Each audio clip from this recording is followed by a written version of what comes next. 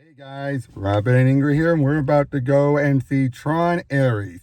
You just got a good reminder recently. We both have, on our own separate times, rewatched both movies. We'll have a separate review beforehand about it, and I'm concerned about this one. You know what I mean? From what I'm hearing, from what I've seen in the trailers, I don't know if it's going to be a good follow-up to Legacy at all. Yeah, I'm hearing some people talk more like it's kind of a soft reboot. Yep, I also hear I was trying to pave over Legacy, which, no, you don't do that. When you already have this as a niche fan base, you do not pave over the movie that people beloved. Also, I'm hearing it's more of it's been treated more like a showcase for Nine Inch Nails than anything else, which... I mean, with Legacy, Daft Punk's music being featured absolutely made sense because it 100% fit the aesthetics. It really did. And let me put it this way. It's the same director of Maleficent 2, among other movies. So, well, we'll find out. See ya. Guys, we got just done with Tron Ares and... weakest of the trilogy, yes. But it's not complete garbage. No, not complete garbage. In fact, there's a lot that could have fixed it. The problem was, here's the biggest problem about this movie. It's following up too much from Legacy. Can we agree to that? There's too much of following up from Legacy on here, but then they cut out all the connections to Legacy. Like the plot points, I mean. It's like... it's a contradiction where they're trying to eat their cake and have it too. What do you mean, have your cake and eat it? I mean, I'm saying it in the way that makes more logical sense. You're right. But yeah, because basically you... Wait a minute, I just realized. My headphones... Yep, headphones were on. Sorry, just had to reconnect that. I'll double check everything. But basically, yeah, because one, no Sam, no Quora. Yeah. In fact, they implied Sam brought the company down and then ran off. And then you have these sisters who took over, no connection. And yet, the big part of this deal was Dillinger and taking over, but it's not even the same Dillinger from Legacy. It's a different Dillinger. You see what the problem is right here?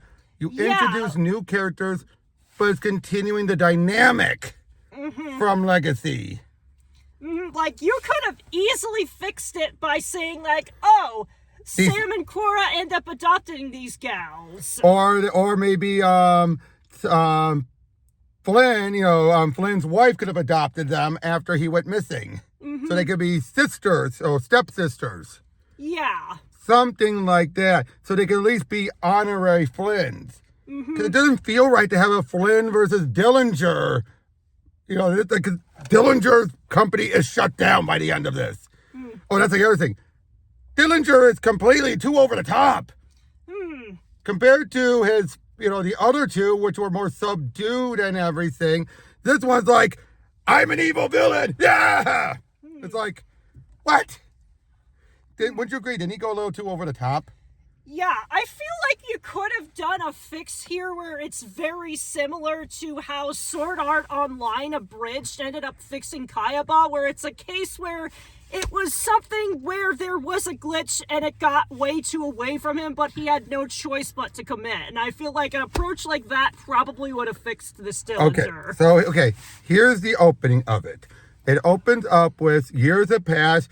Dillinger and Encom are both competing to try and figure out who can create programs. And what's the limitation they both have discovered? They can only stay in the real world for 29 minutes or so. Oddly specific, but yeah.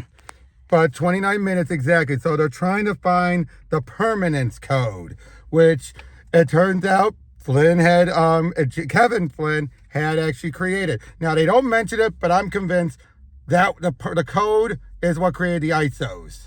Yeah, that would make a whole ton of sense. Yeah, because it feels like that's what gives it life. Now, Ares. He is both the strengths and weakness of this movie. Mostly because they go with the stupid, I gotta say stupid, it is. He's cold, calculating, and then he learns humanity, which we never had before. Now, granted, you can make the argument it was a Dillinger creation, but he learns too fast. Yeah. It's like, what led to this? How? What? But the only implication is that he sensed rain and that's what caused it. Like, really? But basically, yeah, Dillinger was created to be the security. He's the master control. End of line, acknowledged, all that.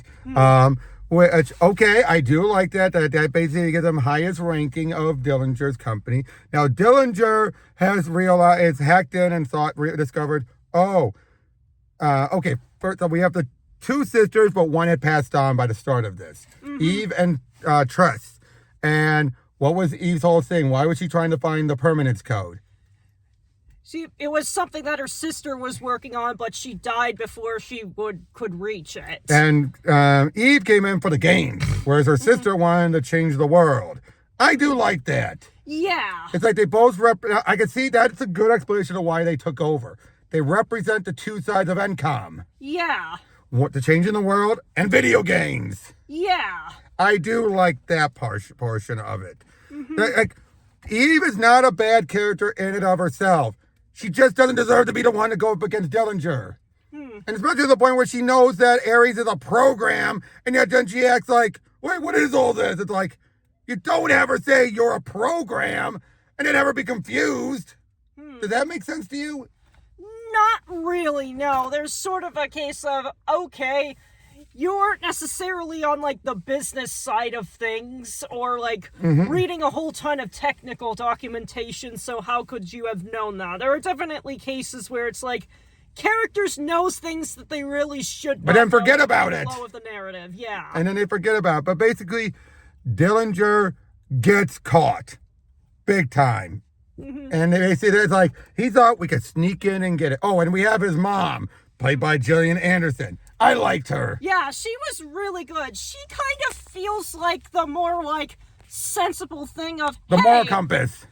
Yeah, also the case of, hey, if we build a stable product that people will genuinely like, then we can have basically secure business futures. Like, Dillinger kind of criticizes her for, like, not doing a whole ton, but it's just like, hey, I made the company stable and productive. It's not flashy, but it's definitely And I'm not works. making lies to our investors. Oh, yeah, yeah.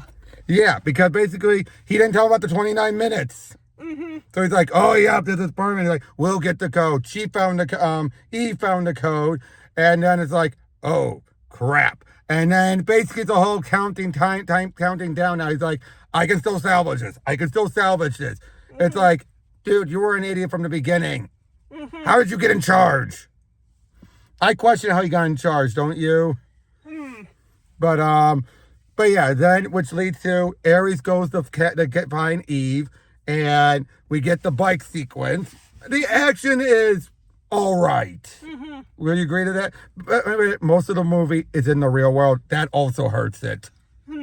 Would you also agree with that? Like, that also hurts it. It's mostly in the real world and very rarely in the grid. Yeah, it's like the grid is kind of what makes Tron as opposed to something And else. I get it. The grid is coming to the real world. Yes, that's true. But you shouldn't have it mostly set in the real world. Now, eventually, yeah, Eve gets sent into the grid. And that's when it's revealed, even though just because she saw the code, it's now in her identity disk. Kind of convenient, but all right. But of course, if they remove the data from the disk, it would kill her. And of course, that's also the point when Dillinger lost me. The moment Ares questioned him, he went from being straightforward to over the top, even with the MCP the MCP program, where I'm like, okay, it's just like rein it in. Yeah, it could have been a case of, oh, okay, it would be kind of bad if I had basically ended up erasing my company rival. Let's hold her here indefinitely until I can find a way to do this. But instead, he's like, yeah, kill her. I'm going to do it on the blood of hundreds. It's like, whoa, where did you get this over the top? That was the most, again. Like, I feel like they could have made him a lot more sympathetic if they sort of went on the angle of, I'm riding on the seat of my pants trying to improvise this, and it is massively And they did that first. Did you know that reaction when she said it would be deleted? He's like, There was that moment. I thought he was actually feeling regret. But he goes so over the top, like, I don't care who dies. But did you notice that brief moment, there's that brief moment where he's like, oh shit. and yeah, you saw him think about it. But then once he decided, it's just like, full speed ahead. Then we get, but Ares, and I did like the whole Ares lies. And then Athena, that's the other program, is then told, all right, you're like, when she realized something's not right here. User, what is my orders? He lied. Okay, go stop him. And Ares, they get out. Ares makes the deal. It's like, give me permanence. I want to be real. You and I'll get you out. To which we do, and we kind of realize this movie has a lot of Terminator vibes to it. It does, and it's not the worst thing. Not the worst thing. But again, Ares' development is way too fast. Like, I feel like it could have gone with the approach from Free Guy, where it's just like, the reason why that ended up happening is this is actually built on top of like the original system, which then got bastardized, and like him having the control of the whole system in order to be security for it ends up reading some files he really shouldn't have. Exactly, something like that. Like he's an old program overwritten or something. Or when he was patched in, some of the old programs leaked in. Now, a certain someone will later say, oh, something went wrong or maybe it went right. I'm like, oh, that's a cliche. Yeah. That's a cliche where you're like, oh, there's no explanation. It's like, But yeah, so they end up sending him into one of Flynn's old games and we get the old grid. That I liked. I did like that, and they very much did kind of get a lot of that aesthetic style there. And yeah, that's you when even Jeff had the crack in the wall. Yep, and that's when Jeff Bridges shows up, and it's up in the air. Is this really Flynn? Is this a ghost of him? Is it a backup? He doesn't get destroyed, so we don't know, and they keep it. And I'll be honest, that stuff felt a little overly extended. Yeah, that scene felt like it could have just like gone a lot Especially shorter. that bit where it's like he's trying to explain why he prefers this band from the 80s to Mozart, and then it's just like, it's just a feeling. I'm like, oh, I did like though with Eve earlier when they were trying to get away. They go to a gas station. She's like, I can't believe I have to do this. Look, I'm Eve, and I'll give you $10,000 if you let me use your phone. And there's a thing of her on the magazine cover, and then she's like, because, that's her on the cover doing that face. I like that. Yeah, and then she has to improvise like, oh, I'll give you $50K, no, I need your car. $100K with $100K. I'll send you $100K. That's my car. That was good and everything. That was fun. But yeah, so as it is going, Athena is going overboard. Because she becomes like Clue. A simple order given her, and she's seeing it through the end no matter what. She kills Dillinger's mother, which I'm like, oh, come on! Right when she even says, I'm taking back over. And she then Athena brings in all the other ships, and I gotta say, that really got too you're like, 7 minutes, a bunch of minutes go by, it's 5 minutes. Oh yes, Dragon Ball Z time. And even though other parts we see it go by way too fast. It's just like, but yeah, basically she makes some of those big machines that were from Legacy starting to attack everything. This is where we get the big attack on the real world because she's trying to get Eve. Then, now I did like how the way that Ares gets out, that he actually goes through a back door, the laser in the lab. I did like that because we already know that laser works from Legacy. Yeah. So that made sense. But yeah, he gets out. He's blue now instead of red. I did like the whole. It's in Dillinger's grid. It's triangular, whereas of course in NCOM's it's circular and it's red and blue. I did like that. Yeah. But yeah, the two fight. Athena's defeated.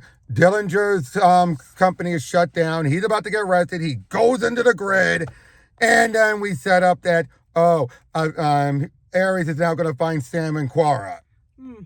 I will say I do like how they ended up going Athena out. They made ultimately it's tragic. Pretty sympathetic. Because like she's just following her. She's more sympathetic than Clue because Clue you already lost the moment you realized he committed genocide. But in this case, it's like she was literally just doing her programming, and the programming was And that's given what to he her said. by an idiot. Yep, and that's even what he said. It's your what was it she said? It's your prerogative or something, not prerogative.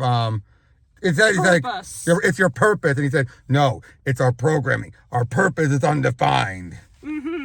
But like I said, Leto. But yeah, and that's the end. Oh yeah, and then we set up that Dillinger has somehow found his grandfather's code, and he's become the new Sadiq, or whatever the guy's name was. Sark. He's becoming the new Sark, which is like, okay. But like I said, though, the whole thing is this ends up being the big confrontation with Dillinger that they were building up at the end of Legacy, and it falls flat. Because it's not a Flynn. Because it's not Sam. Because it's just someone else who I won't say she didn't deserve it being in charge of NCOM, but she didn't deserve to be the one to bring him down. And again, for it to come down because the head guy is an idiot now. Again, and Leto, I did like his subdued performance. Yeah, that was very good. I did like his subdued performance. It wasn't that bad. He overall was pretty good. It just things felt rushed. And I got a feeling it was going to be the final Tron movie. And not worth it. Unfortunate. If this is the final one, if this was going to start things off, then that would have been fine. But given how this thing looks like it's bombing, not worth it. Yeah. And they should have just sat on it until they had a better idea. Now, you can't say Leto wasn't a fan. I get it, like, there's a strong fan vibes from this, for good or for real.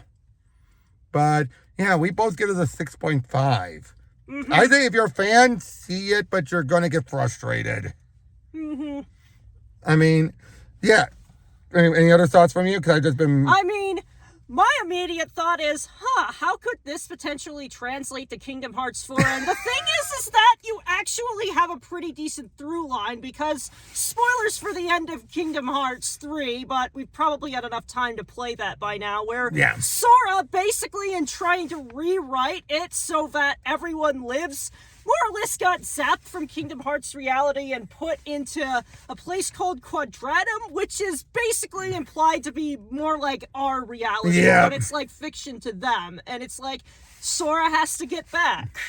True. And so it's just like, they have had like the previous 2 Tron movies in there, so it could be a case where they find something like NCOM in Quadratum and then potentially use that as a potential means to get back to their Through Tron. Yes, and like Sora is somebody who would have known about the experience from the other 2 movies, so it would fit. And you can have him meet up with Ares. Maybe even ask, hey, where's Sam? Where are the others? And they probably, but it's a possibility, but who can say? Mostly because Kingdom Hearts 4 is in freaking limbo, and all I can say is we don't know how good we had it when we were getting a spin-off every other year and updates to the mobile games. Now that Missing Link has gotten canceled, we're drought over here, so I'm low-key going a little bit insane. But yeah, overall, all right. An all right movie. It's not garbage, but I can see why people feel it is, though. Yeah, it could have been a whole lot better. Yeah, it borderlines in name only. Can we agree to that? It borderlines in name only. And that's not good. But yeah, and thank you for joining us, and we'll see you guys on the next one. Take care.